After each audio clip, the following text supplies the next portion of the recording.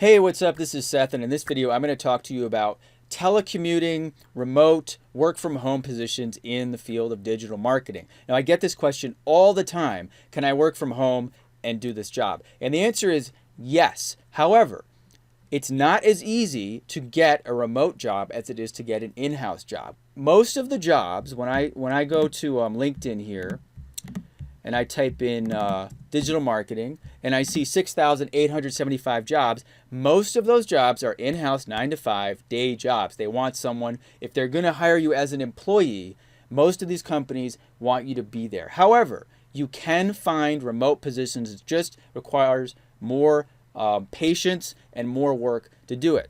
So I'm going to show you some examples of some of these remote jobs. So one thing you want to do is, and then I'm going to talk about freelancing versus a job, because you can actually work for yourself, work from home without having a job. You're actually going to be doing something called freelancing, where you're really getting your own clients, but you don't have a 9-to-5 type regular paycheck. And that's actually something I really encourage in my students. But before we get to that, let's talk about some of these jobs. So I went to New York City. Now, this is the great thing about remote, is that obviously you don't have to live in New York. You just go to their job section and type in digital marketing and then click telecommute. And you can see these are jobs where they've said it's okay to telecommute. So one of them I found is SEO analyst, conducting SEO audits, performing keyword research, on-page optimization. This is all the stuff we teach in the course.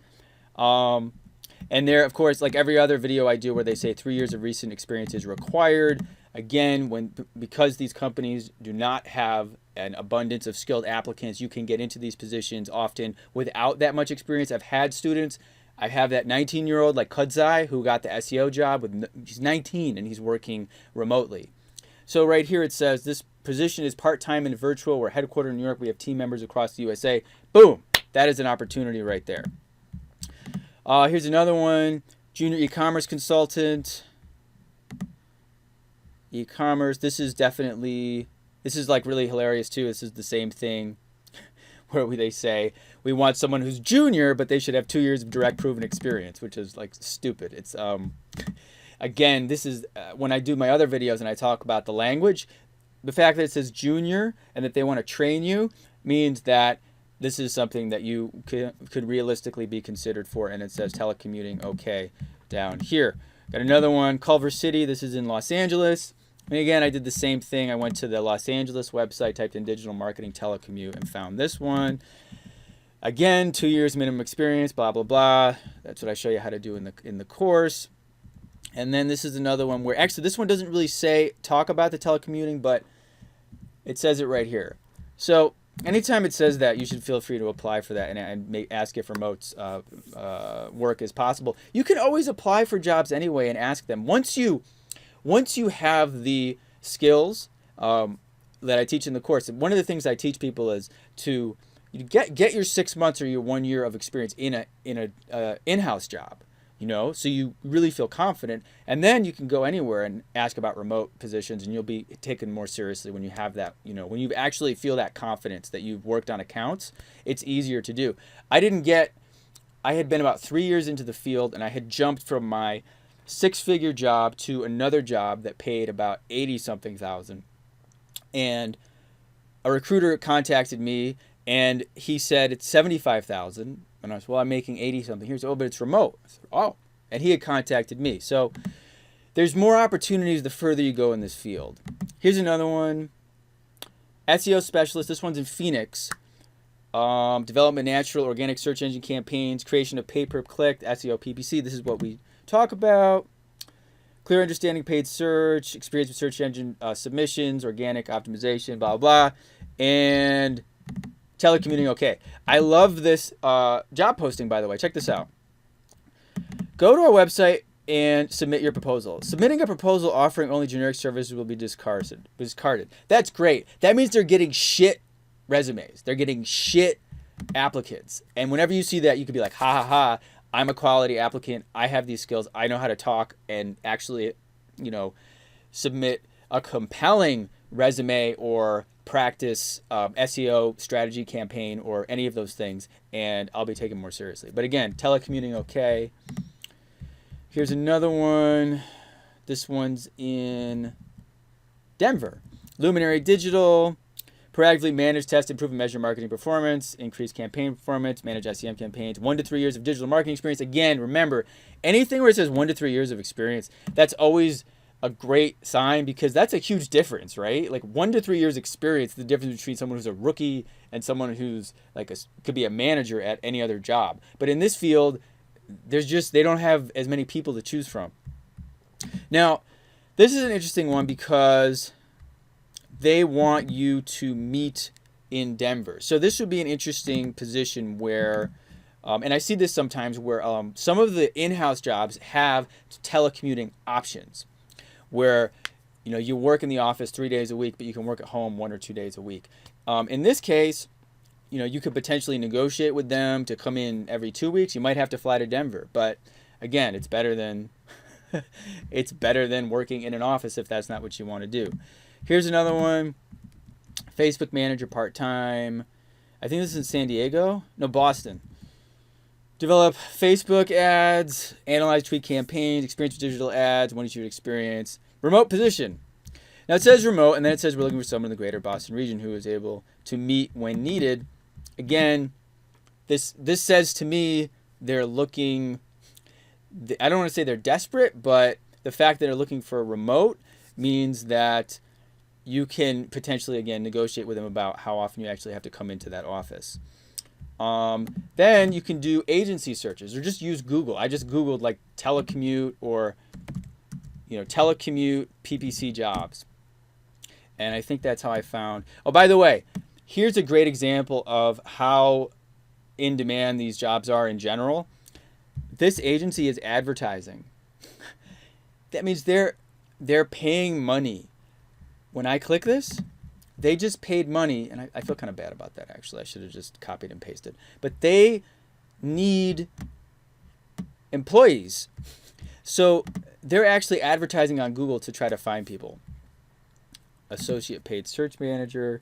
Now, I don't think this is a remote position, but it's just another, I love doing these job videos because there's just so many of them. It's insane.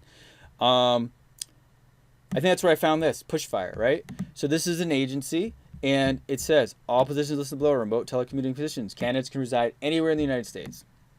Same thing, PPC account manager, everything. These are the same types of jobs my students are getting. And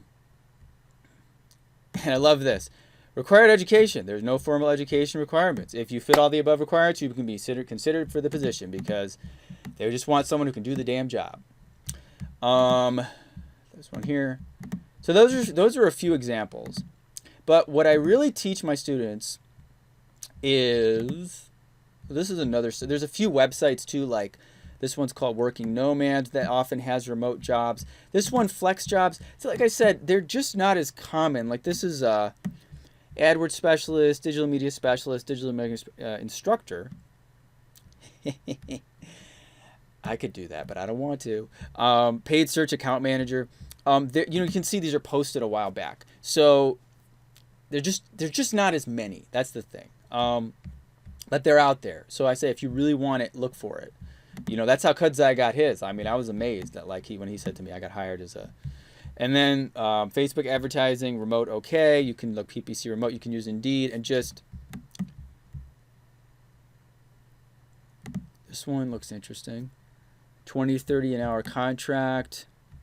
Slack, Google Analytics, data analysis, AdWords, all the stuff we talk about. And here's another one. This one's in Brooklyn. So these jobs are out there. But what I encourage you to think about is freelancing versus a job. So freelancing is, I'm not going to type it all out there. Freelancing is basically where you work for yourself. You are a skilled technician, a skilled laborer of some kind, and you hire your services out to various companies. And the trade-off is that you are not an employee, so you don't get health benefits and they don't take taxes out of your paycheck. You have to do that yourself. However, on the flip side, you have freedom. you can freelance for multiple companies. You can freelance and charge your own rates. Freelancing is very powerful, and that's also why I encourage my students when they say, can I get a job? Can I get a job? I say, think about freelancing and entrepreneurship. You can get your own clients. You can literally walk into the pizza shop down the street and get them as a client. I've had students do this. And then you have someone who's going to be paying you hundreds or potentially thousands of dollars a month, and they work right for you, really. Well, you work for them, but in a way they're working for you because you don't have to work on their schedule. And that's work from home and freelance work, remote work. I have my client that I talk about in the course, Buck Steele. I've been working for them remotely for the last, I don't know how long it's been. It's been more than a year. And they're one of my clients, and I can work on their account whenever I want. Upwork is the main resource I recommend. It is a freelance marketplace. And I want you to just look at the number of jobs. So if I type in SEM, I see 1,500 jobs. If I type in AdWords, I see 2,000 jobs. If I type in SEO, I see 11,000 jobs. If I type in, let's see, analytics, let's see that one, 4,000 jobs. If I type in social media, I see 11,000 jobs. There's a fucking shitload of jobs on Upwork. But remember, these are not jobs. This isn't where, I got hired. Oh, look, Mom, I got a job. I'm going to go in there 40 hours a week and go to the, get employee of the month and go to the company picnic and all that shit. It's going to be, and by the way, there are great companies that do those things. I kind of make fun of them because I think it sounds a little bit like school. But when you freelance and you get a job, it's a contract, so it's limited. They might hire you for 2 weeks, they might hire you for 2 months, they might hire you for 2 years. You don't know. You negotiate that with each client, and you have to submit proposals and sort of win over these clients to prove that you are the best person for the job. And I talk about that in the course because even if you're just starting out, you can do this, and you can actually charge more than you think. There's a whole conversation about that, about the fact that there's people in other countries who charge really low amounts, but you'll be surprised that good companies will pay decent money for quality work. But the point is, this is technically work from home or remote positions because you're never ever going to meet any of these people and you work on your own schedule. The other thing is, this is how you can make more money. So one of the things I like to tell my students is that even if you do get a great job, which a lot of them do, if you're making, if your entry-level job is $40,000 a year, that's awesome. And then in a year or two, you can be up to, $50,000, $60,000, $70,000, $80,000. That's wonderful. But the great thing about this field is that, so long as you don't have a non-compete, you can do additional work. You can get additional clients. And I have friends that do that. They have a full-time job. Some of them make $90,000, $100,000 a year, and then they have their own clients on the side. So that means they're just increasing their income. When you freelance, there's no limit to how many clients you can get. So if you can get someone paying you $500 a month, or you can get someone paying you $1,500 a month, and we talk about that in the course, that's awesome. Well, how many clients can you get? Because remember, when you have a client, and even when you work at an agency, no client, unless you work directly for a company, no client is going to take 160 hours, whatever it is, a month. You're not going to spend, it's not like, $500 a month. Okay, that's all I'm making. No, you work on this client for a few hours, you work on that client for a few hours. Well, how many clients can you get?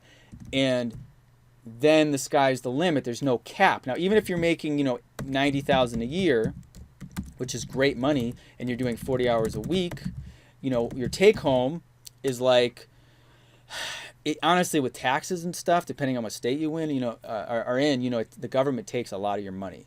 And so you're going to be left with ultimately maybe $1,200 a week or something like that. Really, 90,000 goes way down.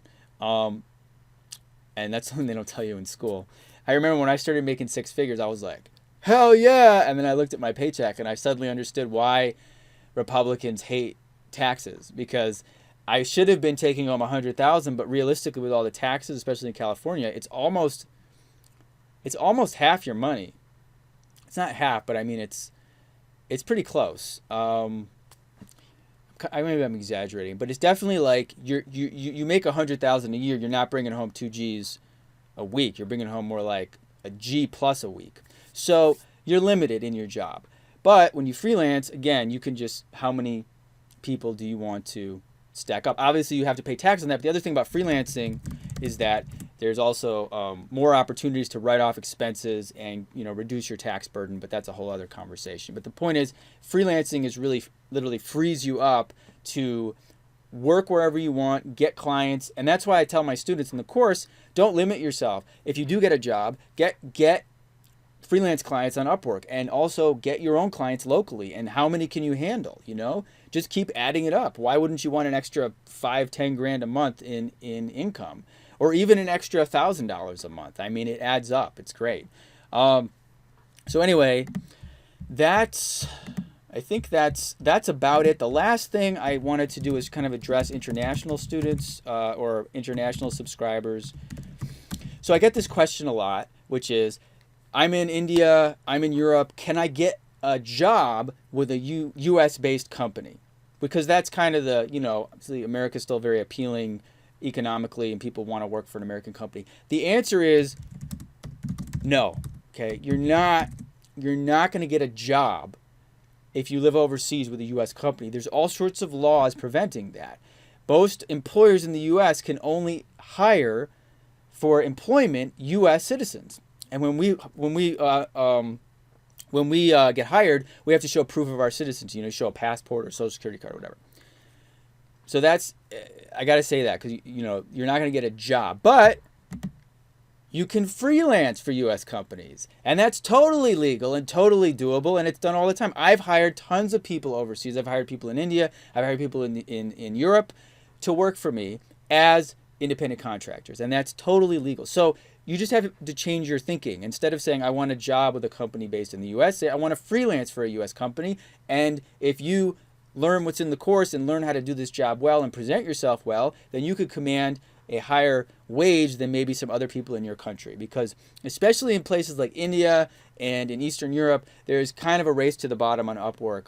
And one of the things I talk to my students about is how you don't want to do that. You don't want to come in and start underpricing and charging $2 an hour for your services, because it cheapens you. You actually can charge more for your services, and people actually respect higher prices if you can present yourself properly and actually deliver. But anyway, that's for the international students. And again, if you're domestically in the U.S., there are companies and agencies like this where they say, where is it? Candidates can reside anywhere in the United States. So there's a lot of options. You just, like I tell everyone who joins the course, you have to work hard, absorb this material, do what I say in the course, and look for these jobs. Look for these jobs. They are out there. You just got to find them. So anyway, guys, I love talking about all the opportunities in this field. As you can see, there's tons of them. I hope this video was helpful. If you have questions, comments, feel free to leave them below, and I'll see you soon.